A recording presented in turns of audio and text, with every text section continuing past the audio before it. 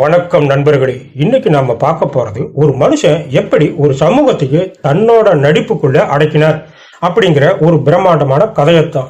நடிப்புனா அதுக்கு ஒரு அகராதி நடிகர் திலகம் சிவாஜி கணேசன். ஆனா அவர் நடிச்ச எத்தனையோ படங்கள்ல ஒரு குறிப்பிட்ட படம் மட்டும் அந்த காலத்துல ஒரு சமூகத்தோட அடையாளமாவே மாறுச்சு. அதுதான் வியட்நாம் வீடு.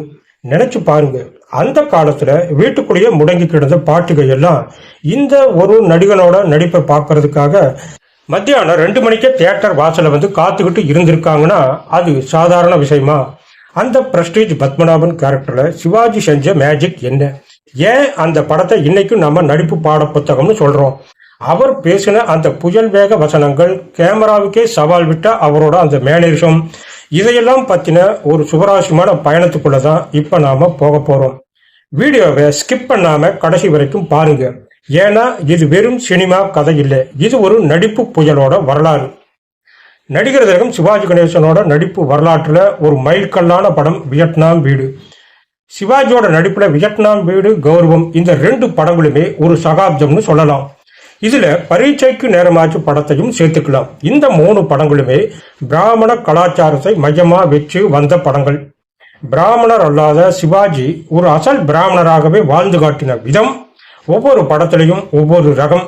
வியட்நாம் வீடு படத்துல ரொம்ப ஆச்சாரமான, ரொம்ப நேர்மையான ஒரு மனுஷனா நடிச்சிருப்பார். ஆனா கௌரவம் படத்துல அப்படியே உல்டா, மது அருந்தர, கோர்ட்ல தன்னோட கௌரவத்துக்காக எதையும் செய்யற ஒரு வக்கீல் கேரக்டர்.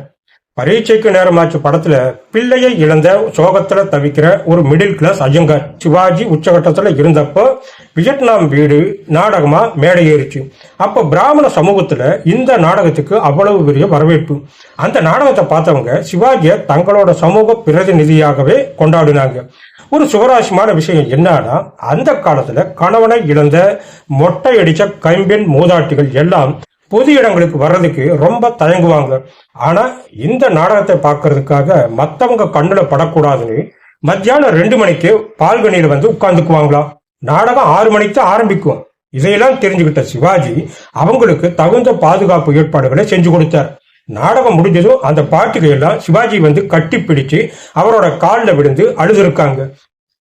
அப்ப ஆனந்த விகடன்ல கூட பத்மநாபனை பார்க்க அத்தை கூட்டமும் பாட்டி கூட்டமும் திரண்டு வருதுன்னு எழுதினாங்க.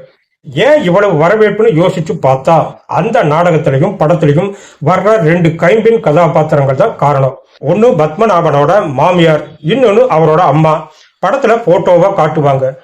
அந்த போட்டோவை பார்த்துட்டு, என்னை வளர்க்க நீ எவ்வளவு கஷ்டப்பட்ட, பாத்திரம் தேய்ச்சி சமைச்சு உன்னோட வாழ்க்கையை இழந்துட்டியே, நான் நல்லா இருக்கிறத பார்க்க கூட நீ இல்லையே அப்படின்னு சிவாஜி உருகி பேசுறப்ப அழுது முடிக்காத பெண்களே இருக்க மாட்டாங்க. குறிப்பா அந்த மூதாட்டிகளுக்கு இது ஒரு பெரிய ஆறுதலா இருந்துச்சு. அப்புறம் அந்த கிரகப்பிரவேச சீன்ல வர்ற பசுமாடு, அத நாடகத்திலையும் கொண்டு வந்தாரு சிவாஜி. சென்னையில ஓகே, ஆனா மத்த ஊர்களுக்கு நாடகம் போட போகும்போது அந்தந்த ஊர்களை மாடுகளை தேடி பிடிக்கிறதுக்கு பெரிய வேலை நடந்திருக்கு. இந்த prestige Padmanabhan character India cements TS நாராயணசாமிய மனசுல வச்சு உருவாக்கப்பட்டது. மற்றபடி கதாசிரியர் K. சுந்தரம் கிட்ட கேட்டு கேட்டு சிவாஜி அதை மெருகேற்றினார். படத்துல சாவித்திரியை பார்த்து கொண்டு போடுவேன்னு ஒரு டயலாக் சொல்லுவாரு பாருங்க. அது ஒவ்வொரு தடவையும் ஒவ்வொரு ஸ்டைல்ல சொல்லுவாரு. பாலக்காட்டு பக்கத்துல பாட்டுல சிவாஜியும் பத்மினியும் செமையா நடிச்சிருப்பாங்க. அதுல அந்த இளவயது பத்மினிக்கு மட்டும் அந்த மடிசார் கொஞ்சம் செட் ஆகாத மாதிரி இருக்கும். ஆனா வயசான தோற்றத்துக்கு மடிசார் கச்சிதமா இருக்கும். அந்த பாட்டுல முதலிரவு பயம், அப்புறம் மெல்ல மெல்ல அந்த பயம் தெளிஞ்சு நடனம் ஆடுறதுன்னு சிவாஜி அசத்தி இருப்பார். அந்த நடையில கூட ஒரு சின்ன தயக்கம் தெரியும். சிவாஜி கிட்ட எனக்கு பிடிச்ச விஷயமே அவரோட அந்த வேகம்தான். அவரோட பேச்சு, முகபாவம், கோபம், சிரிப்பு எல்லாமே மின்னல் வேகத்துல இருக்கும். அவ்வளவு பெரிய வசனங்களை ஞாபகம் வச்சுக்கிட்டு இப்படி நடிக்கிறது இறைவன் கொடுத்த வரம்தான். நாடகத்திலையும் அதே வேகம் இருந்ததால அதை உள்வாங்கிறதுக்கு நமக்கு திணறி போயிடும். நடிப்பு ஆளுமை அந்த கிரகப்பிரவேச சீனில தன்னோட முதலாளி ரோட்ரிக்ஸை வரவேற்கிறது, மற்றவங்களை சாவித்திரிக்கு அறிமுகம் செஞ்சு வைக்கிறதுன்னு ஆரம்பத்துல இருந்தே ஸ்கோர் பண்ண ஆரம்பிச்சிடுவார் சிவாஜி. பத்மினி அவர் நடத்துற விதம் கொஞ்சறது, மிரட்டுறது, நீ எனக்கு அடிமைதான்னு ஆணாதிக்கத்தை காட்டுறதுன்னு மல்டிபிள் ஷேடு காட்டியிருப்பார். பத்மினி எவ்வளவோ ட்ரை பண்ணினாலும் சிவாஜியோட அந்த புயல் வேக நடிப்புக்கு முன்னாடி மற்றவங்க எல்லாம் பஞ்சா பறந்துடுவாங்க. நிஜத்தை சொல்ல போனா இது ஒரு சமூக கட்டபொம்மன் படம் தான் சொல்லணும். கட்டபொம்மனுக்கு சக்தி கிருஷ்ணசாமி வசனம் மாதிரி இதுக்கு K. சுந்தரத்தோட வசனம் செம ஸ்ட்ராங். ஒவ்வொரு ஷாட்லயும் அவர் காட்டுற அந்த எக்ஸ்பிரஷன்களை பிடிக்கிறதுக்கே நமக்கு தெம்பு வேணும். படத்துல ஒரு இடத்துல ரொம்ப மெதுவா சாவுத்ரி சாவுத்ரி வாடியுங்க அப்படின்னு கூப்பிடுவார். அந்த சாவுத்ரி அப்படிங்கிற அந்த உச்சரிப்பிலேயே அந்த பிராமண ஸ்லாங்கும் மனைவி மேல இருக்கிற பிரியமும் அழகா வெளிப்படும். ரிட்டையர் ஆகிட்டு வீட்டுக்கு வந்து புலம்புற சீன் இருக்கு பாருங்க, அதுதான் படத்திலேயே ரொம்ப ரொம்ப நீளமான சீன். கல்லறைக்கு நாட்களை எண்ணிக்கொண்டிருக்கிறேன்னு இங்கிலீஷ்ல சொல்றது. 100 ரூபாய் சம்பளம் வாங்கினப்ப ஒரு வேளை சாப்பிட்டேன். 3000 ரூபாய் வாங்குறப்போ மாச கடைசியில பற்றாக்குறை.